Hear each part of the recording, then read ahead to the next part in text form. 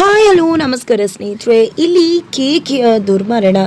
ರಾಮಾಚಾರಿ ಬಂದರೂ ಕೂಡ ಕೇಕಿನ ಬದುಕಿಸ್ಕೊಳಕ್ಕಾಗ್ಲಿಲ್ವ. ಚಾರು ಎಲ್ಲವನ್ನ ಕೂಡ ಕೇಳಿಸ್ಕೊಂಡ್ಬಿಟ್ಲ. ವೈಶಾಖ ಬಂಡವಾಳ ಚಾರು ಮುಂದೆ ಬಟಾಬೈಲ ಆಯ್ತಾ. ಏನಾಗ್ತದೆ ತಿಳ್ಕೊಬೇಕು ಅಂದರೆ ಇಲ್ಲೇ ನಮ್ಮ ಈ ಚಾನಲ್ನ ಸಬ್ಸ್ಕ್ರೈಬ್ ಮಾಡಿ, ಹಾಗೆ ಒಂದು ವಿಡಿಯೋವನ್ನು ಪೂರ್ತಿಯಾಗಿ ನೋಡಿ. ಜಾನಕಿ ಅವರು ತುಂಬಾ ಆತಂಕ ಪಟ್ಕೊಂಡಿದ್ದಾರೆ. ಯಾಕಂದರೆ ನಾರಾಯಣಾಚಾರ್ಯಗಳು ಪೂಜೆ ಮಾಡಿದಂತಹ ರಕ್ಷಿಯನ್ನು ಅವರು ಕಟ್ಟುವುದನ್ನು ಮರ್ತಿದ್ದಾರೆ. ಹಾಗಾಗಿ ಅದನ್ನ ಇಟ್ಕೊಂಡು ಅಯ್ಯೋ ಈ ರಕ್ಷಿನ ನನ್ನ ಮಗನ ಕಟ್ಟಲೇ ಇಲ್ವಲ್ಲ, ಅಷ್ಟು ದೂರ ಹೋಗ್ತಿದ್ದಾನೆ, ಇಷ್ಟು ವರ್ಷಗಳಾದಮೇಲೆ ನನ್ನ ಮಗ ನನ್ನ ಕೈಗೆ ಸಿಕ್ಕಿದ್ದಾನೆ, ಏನಾದರೂ ಹೆಚ್ಚು ಕಡಿಮೆ ಆದರೆ ಏನಪ್ಪ ಮಾಡೋದು, ಈ ರಕ್ಷೆ ಕಟ್ಟೋಕ್ಕಾಗಲಿಲ್ವಲ್ಲ ಅಂತ ತುಂಬಾ ತಲೆಮಳ ಆಗ್ತಿರತ್ತೆ. ಅಷ್ಟರಲ್ಲಿ ಚಾರು ಮತ್ತು ರಾಮಾಚಾರಿ ಇಬ್ಬರು ಕೂಡ ಬರ್ತಾರೆ. ಏನಮ್ಮ ಆಯಿತು, ಯಾಕೆ ಆತಂಕ ಪಟ್ಕೊಂಡಿದ್ಯಾ ಅಂದಾಗ, ಅಯ್ಯೋ ಈ ರಕ್ಷಾ ಕವಚನ ಅವನ್ನ ಕಟ್ಟಬೇಕಿತ್ತು, ಈ ರಕ್ಷೆ ಕಟ್ಟೋದೇ ಮರ್ತ್ಬಿಟ್ಟ, ಇದು ಅವನ ಹತ್ರ ಇದ್ದಿದ್ರೆ ಹೇಗೋ ಒಂದು ರೀತಿ ಮನಸ್ಸಿಗೆ ಸಮಾಧಾನ ಆಗ್ತಿತ್ತು ಅಂತ ಹೇಳಿದಾಗ, ಅಯ್ಯೋ ಅಮ್ಮ ಅದಕ್ಕೆ ಯಾಕಂತ, ಇದು ಕಟ್ಟಬೇಕಲ್ವಾ, ಖಂಡಿತ ಒಂದು ಸತ್ಯ ಹೇಳ್ತೀನಿ ಕೇಳಿಸ್ಕೊಮ್ಮ, ನಿನ್ನ ಮಗ ಇಷ್ಟು ವರ್ಷ ಆದ್ಮೇಲೆ ಸಿಕ್ಕಿದ್ದಾನೆ, ನಿನ್ನ ಮಗಂಗೆ ಏನೂ ಕೂಡ ಆಗೋದಿಲ್ಲ.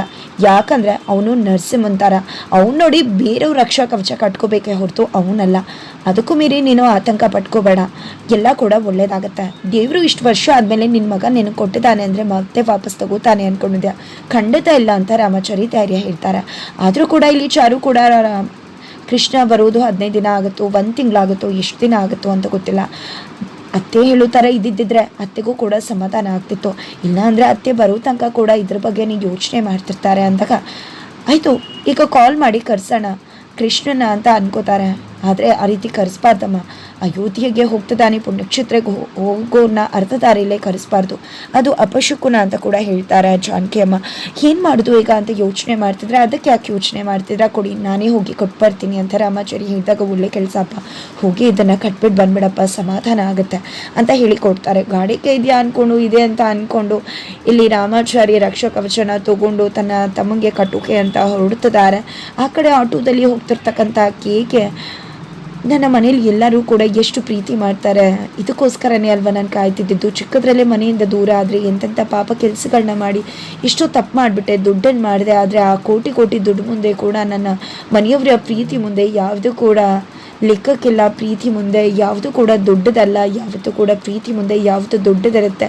ಎಂಥ ಪುಣ್ಯವಂತ ನಾನು, ದೇವ್ರ ಹತ್ರ ಕೇಳ್ಕೊಳ್ಳೋದು ಇಷ್ಟೇ, ನನ್ನ ಮನೆಯವರೆಲ್ಲ ಚೆನ್ನಾಗಿರಬೇಕು, ಯಾವತ್ತೂ ಕೂಡ ನಾನು ನನ್ನ ಮನೆಯವ್ರ ಜೊತೆ ಖುಷಿಯಾಗಿದೆ ರೀತಿ ಇರಬೇಕು ಅಂತ ಖುಷಿ ಪಡ್ತಿದ್ರೆ, ಈ ಕಡೆ ರೌಡಿಗಳು ರೋಡ್ ನಡುವೆ ಎಲ್ಲ ರೀತಿ ಮೊಳೆಗಳನ್ನ ಹಾಕಿ ಗಾಡಿ ಬಂದು ಪಂಚರ್ ಆಗೋ ರೀತಿ ವ್ಯವಸ್ಥೆ ಮಾಡ್ತಾರೆ.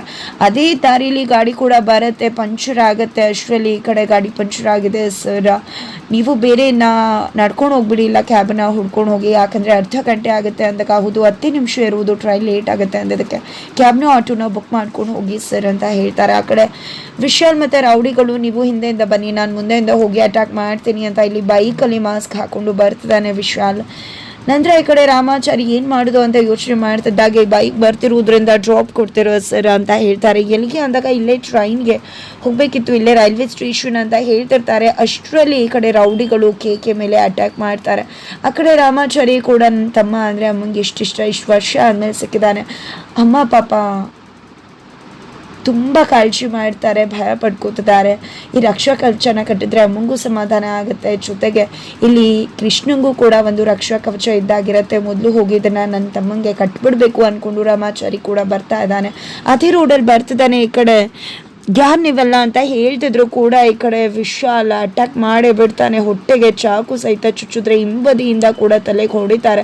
ನಂತರ ಹಿಂಬದಿಯಿಂದ ಕೂಡ ಚಾಕು ತಗೊಂಡು ಚುಚ್ಚು ಬಿಡ್ತಾರೆ. ಈ ಕಡೆ ಕುಸ್ತೋಗ್ತಾನೆ ಕೃಷ್ಣ, ಹಂಗೆ ಏನು ಕೂಡ ಮಾಡೋಕ್ಕಾಗ್ತಿಲ್ಲ, ಹಾಗೆ ಕುಸ್ತೋಗ್ತಾನೆ. ನೀವು ಯಾಕೆ ರೀತಿ ಮಾಡ್ತಿದ್ರ ಅಂತ ಹೇಳ್ತಿದ್ರು ಕೂಡ ಒಬ್ಬೊಬ್ರು ಹೊಡೆದು ಸುಳಿದು ಮಾಡಿಬಿಡ್ತಾರೆ. ಈ ಕಡೆ ಕೃಷ್ಣ ಬಿದ್ದು ಹೋಗ್ತಾನೆ. ನಂತರ ಈ ಕಡೆ ಹೊಡೆದು ಬಡ್ದು ಮಾಡಿ ಹೊಟ್ಟೋಗ್ಬಿಡೋಣ ಅನ್ಕೋತಾರೆ. ಅಷ್ಟರಲ್ಲಿ ಯಾವುದೋ ಒಂದು ಬೈಕ್ ಬರ್ತಿದೆ ಅಣ್ಣ ಅಂತ ಹೇಳಿದ ತಕ್ಷಣ ನೋಡಿದ್ರೆ ರಾಮಾಚಾರಿ ಬೈಕ್, ಇದು ಅವ್ರ ಅಣ್ಣ ರಾಮಾಚಾರಿ ಬರ್ತಿದ್ದಾನೆ, ಮೊದಲು ಇವನನ್ನು ಕರ್ಕೊಂಡು ಆ ಕಡೆ ಹೋಗೋಣ ಬನ್ನಿ ಅಂತ ಹೇಳಿ ಔಸ್ಕೊಂಡ್ಬಿಡ್ತಾರೆ. ರಾಮಾಚಾರಿ ಹೋಗ್ತಾನೆ. ಬಟ್ ಇಲ್ಲಿ ಕೇಕೆ ಅಣ್ಣನ ನೋಡಿ ಅಣ್ಣ ಅಂತ ಕೂಗೋಕೆ ಹೋದ ತಕ್ಷಣ ಬಾಯಿನ ಕ್ಲೋಸ್ ಮಾಡಿಬಿಡ್ತಾರೆ. ನಂತರ ಮತ್ತಷ್ಟು ಹೊಡೆದು ಬಡ್ದು ಮಾಡ್ತಾರೆ. ನಂತರ ಮಾಸ್ಕನ್ನು ತೆಗೆದಿದೆ. ಏನೇ ಹೇಳಿದೆ ಅವತ್ತು, 25 ವರ್ಷದ ದ್ವೇಷ ಮರ್ತು ಬಿಡ್ಬೇಕಲ್ಲ, ನಾನು 25 ದಿನ ಬಂದವ್ ನೀನು, ನಿನ್ನ ದ್ವೇಷ ನೀನು ಹೇಳಿದ ತಕ್ಷಣ ಮರೆತು ಪ್ರೀತಿ ಮಾಡೋಕೆ ಶುರು ಮಾಡಬೇಕಾ, ಎಲ್ಲ ನಾಣೇಶ್ವರ ಮೊದಲನೇ ವಿಕೆಟ್ ಅವನ ಕೊನೆಯ ಕೂಡಿ ಈಗ ಮುಗೀತು ಅಂತ ಹೇಳಿ ಖುಷಿಪಟ್ಟು ಕೇಕೆ ಆಗ್ತದಾನೆ ವಿಶ್ವಾಲ್. ನಂತರ ಏನು ಮಾಡೋದು ಬಾಸ್ ಅಂದಾಗ ಇದನ್ನು ತೊಗೊಂಡೋಗಿ ರೈಲ್ವೆ ಟ್ರ್ಯಾಕ್ಗೆ ಹಾಕ್ಬಿಡಿ ಅಂತ ಹೇಳಿ ರಾಮಾಚಾರಿ ಆ ಕಡೆ ಹೋಗ್ತದಾನೆ. ಬಟ್ ಈ ಕಡೆ ಕೇಕೆನ ರೈಲ್ವೆ ಟ್ರ್ಯಾಕ್ಗೆ ಎಸಿಯೋಕೆ ತೊಗೊಂಡು ಹೋಗ್ತಿದ್ರೆ ಈ ಕಡೆ ರಾಮಾಚಾರಿ ಹೋಗಿ ಫೋನ್ ಎಲ್ಲ ಮಾಡ್ತಾರೆ, ಪಿಕ್ ಮಾಡ್ತಿಲ್ಲ. ಏನಪ್ಪ ಇದು ರಕ್ಷಾ ಕವಚ ಕಟ್ಟೋಣ ಅಂತ ಹೋದ್ರೆ ಅವ್ನು ಫೋನ್ ಕೂಡ ಪಿಕ್ ಮಾಡ್ತಿಲ್ಲ. ನಾನು ಹೋಗುವಷ್ಟರಲ್ಲಿ ಹೊಟ್ಟೆ ಬಿಟ್ಟಿದೆಯಲ್ಲ ಟ್ರೈನ್ ಅಂತ ಅಂದ್ಕೊಂಡು ವಾಪಸ್ ಬರ್ತಾ ಇದ್ರೆ ಆ ಕಡೆ ಚಾರುಗಳಿಗೆ ಹೆಚ್ಚಾಗಿ ಜೋರಾಗಿ ಕಿಟಾರ್ ಅಂತ ಕಿಚ್ಬಿಡ್ತಾರೆ. ಚಾರು ಮತ್ತು ಜಾನಕಿ ಅಮ್ಮ ಇಬ್ರು ಬರ್ತಾರೆ. ಏನಾಯ್ತು ಏನು ಅಂದಾಗ ಇಲ್ಲ ಏನೋ ಆತಂಕ ಆಗ್ತದೆ, ಏನೋ ಆಗ್ಬಿಡುತ್ತೆ ಅಂತ. ಮಕ್ಕಳಲ್ಲಿ ರಾಮಾಚಾರಿಯಲ್ಲಿ ಅಂದಾಗ ಅವನು ರಕ್ಷೆ ಕಟ್ಟೋಕೆ ಅಂತ ಹೋದ ಅಂತಿದ್ದಾಗ ಇಷ್ಟೊತ್ತಲ್ಲಿ ಯಾಕೆ ಕಳಿಸ್ತೆ ಅಂದಾಗ ರಕ್ಷಾ ಕವಚ ಮರ್ತ್ಬಿಟ್ಟಿದೆ ಅಂದಾಗ ಕುಸ್ತೋಗ್ಬಿಡ್ತಾರೆ. ಇಲ್ಲಿ ಏನೋ ಅನಾಹುತ ಆಗುತ್ತೆ, ಏನಾದರೂ ಆಗಬೇಕಿದ್ರೆ ಈ ರೀತಿ ನನಗೆ ಗೊಂದಲ ಆಗುತ್ತೆ, ಕಸಬಿಸಿ ಆಗುತ್ತೆ, ಏನೋ ಆಗ್ತಿದೆ, ತಳಮಳ ಅನ್ನಿಸ್ತದೆ, ಏನು ತಿಂತು ಅಂತ ನನಗೆ ಅರ್ಥ ಆಗ್ತಿಲ್ಲ ಅಂತ ಶಾಸ್ತ್ರಿಗಳು ಕುಸ್ತು ಹೋಗಿದ್ದಾರೆ. ಈ ಕಡೆ ಆ ರೀತಿ ಏನೂ ಆಗಲ್ಲ ಮಾವ, ಎಲ್ಲ ಒಳ್ಳೇದಾಗುತ್ತೆ ಅಂತ ಚಾರು ಹೇಳ್ತಿದ್ರು. ಇಲ್ಲಿ ನಾರಾಯಣಾಚಾರ್ಯಗಳಿಗೆ ಮನಸ್ಸು ಕಸಬಿಸಿ ಆಗ್ತಿದ್ರೆ ಆ ಕಡೆ ವೈಶ್ವಕಾಗೆ ಮೆಸೇಜ್ ಬರುತ್ತೆ.